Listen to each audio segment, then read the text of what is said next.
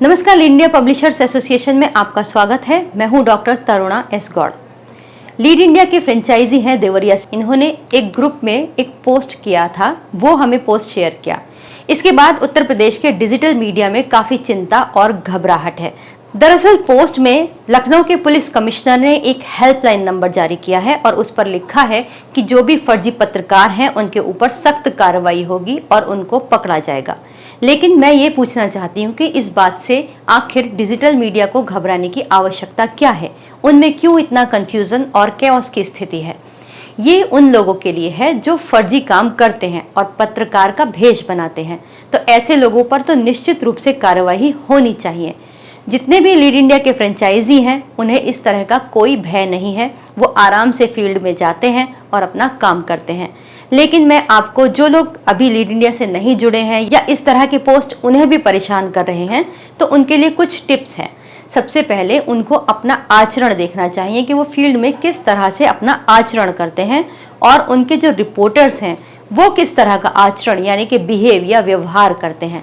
अगर आप रिपोर्टर का काम कर रहे हैं तो आपको रिपोर्टर की तरह संजीदा दिखना भी चाहिए, आपको उसकी तरह गंभीर भी होना चाहिए और आपके पास वो नॉलेज भी होनी चाहिए। केवल माइक और कैमरा साथ में आ जाने से नॉलेज नहीं आ जाती। लेकिन अगर आप होमवर्क करते हैं, आप उस विषय पे चिंतन करते हैं, उस विषय से जुड़े हैं, तो आप ज़रूर सवाल पूछ सकते हैं किसी से भी।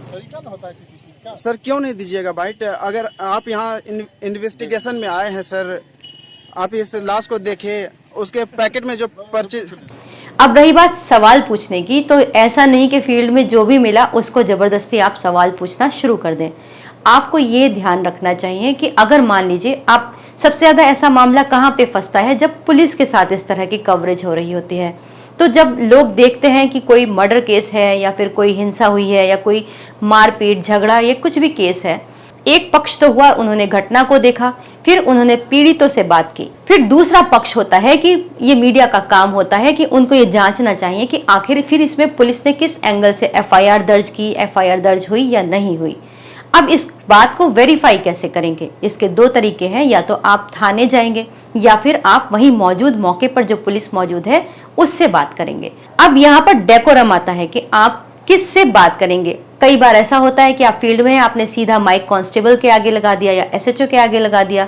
लेकिन अगर वहां पर एसपी मौजूद हैं या एएसपी मौजूद हैं तो सही सवाल का जवाब देने के लिए वही लायबल है, उत्तरदायी है। एसीपी या एसपी के लेवल के नीचे का ऑफिसर आपको कभी भी बाइट नहीं देगा। आपको इन्फॉर्मेशन लेनी है तो आप अनऑफिशियली ले सकते हैं, लेकिन कैमरे पर वो आपको बाइट नहीं देगा। अब आप वहां जिद करने लगे तो फिर पुलिस से वाद विवाद होगा, तो फिर उसके बाद में वो कुंडली खंगाली जाएंगी, आप कौन हैं, क्या करते हैं। तो फिर आप कहेंगे डिजिटल मीडिया है, तो डिजिटल मीडिया के ऊपर फिर उंगली उठाई जाएगी कि आप रजिस्टर्ड मीडिया नहीं है। तो इस तरह की सिचुएशंस हो सकती हैं। लेकिन पुलिस तो पुलिस होती है, वो अपना रसूख और रौब दिखाने से कभी पीछे नहीं हटती। तो ऐसी स्थिति में लीड इंडिया के जितने भी फ्रेंचाइजी हैं वो बिल्कुल निर्भय और बेखौफ होकर कवरेज करते हैं। अगर कोई सिचुएशन इस तरह की बनती है तो वो सीधे सीधे हमसे संपर्क करते हैं, हम उसी समय उस सिचुएशन को सॉल्व करने की पूरी कोशिश करते हैं। इसके अलावा हम लगातार उन्हें टिप्स भी देते हैं कि आखिर आपको इस स्थिति से निपटने के लिए क्या करना चाहिए।